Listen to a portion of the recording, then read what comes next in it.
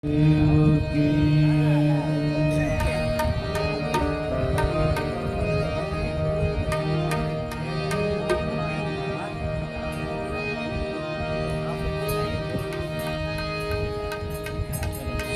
और पारस में बड़ो अंतरो तुझा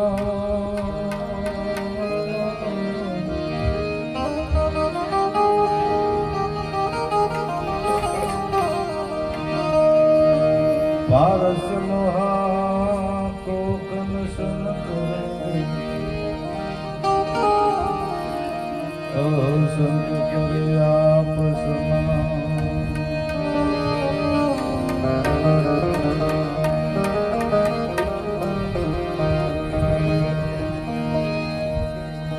तो मद बुद्धि न मानवी बमड़ा बोले से बो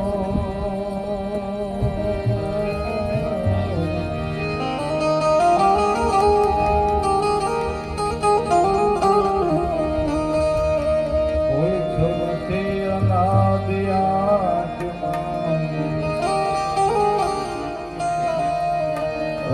शरीर ना करे से तो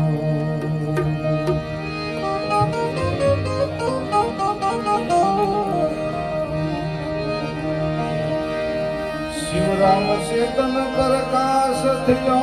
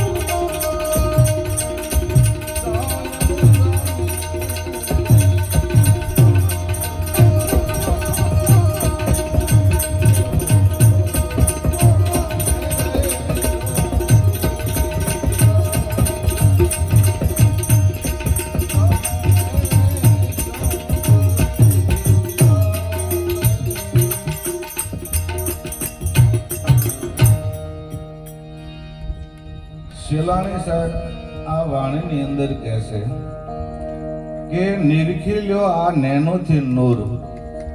નેનો એટલે આંખ્યું. કે નિરખી લ્યો નેનોથી નૂર, આ દલથી નથી જાજુ દૂર. સાંઈ મુંજા મેરું કરો તો, સાંઈ એટલે સદગુરુને કીધો છે કે સાંઈ મુંજા મેરું રે કરો તો અમને એસો સદગુરુ મિલત હે. કે જે ભૂમિકા પ્રત્યક્ષ બતાવી દે એની વાતો કરી છે. કોણ તારી વાડી ખાવન ધણી, કોણ વિસ્તારા.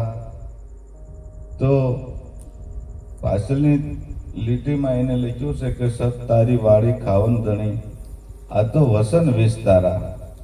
એક શબ્દની અંદરથી આખા વિશ્વની ઉત્પત્તિ થઈ ગઈ છે. પણ જ્યાં લગન આ શબ્દની આપણને પ્રતીતિ ન થાય ત્યાં લગન વાતો બધી ખોટી છે.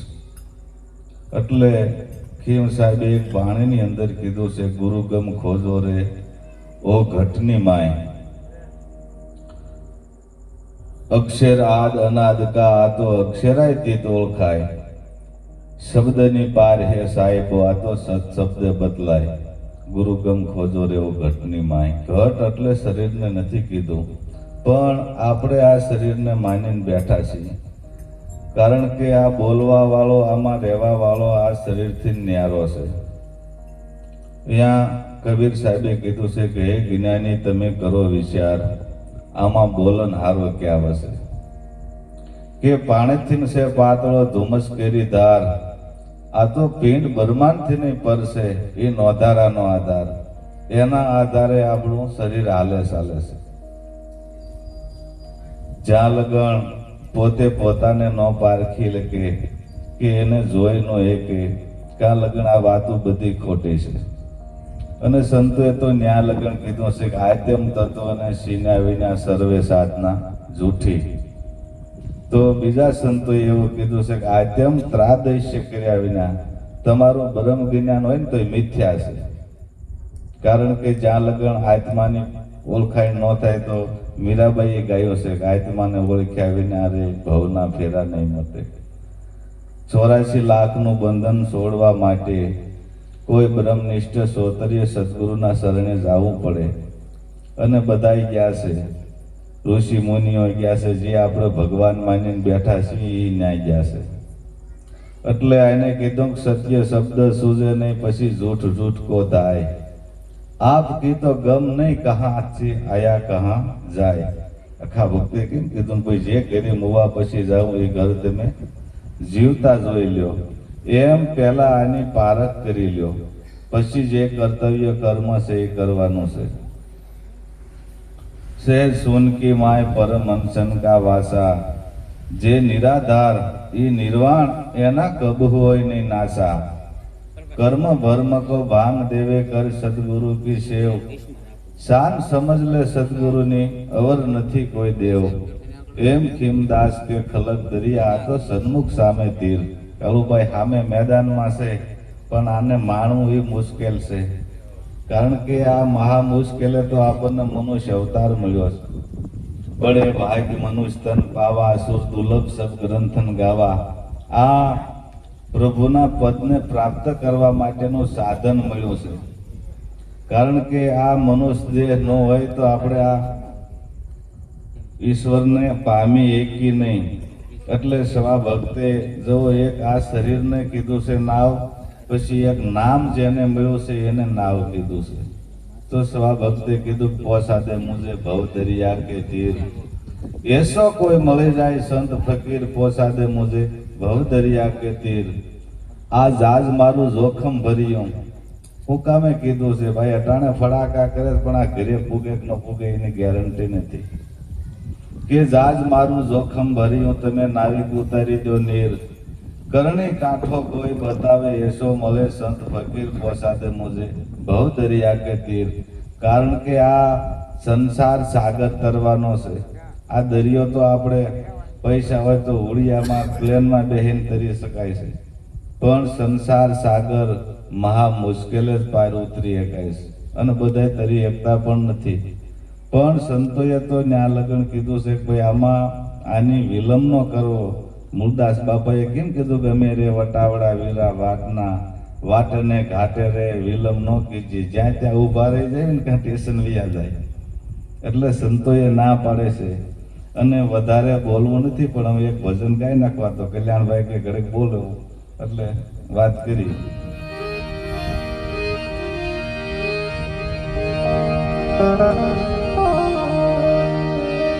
ધોરલ કે દેશ ફરી દેશાવર ફરી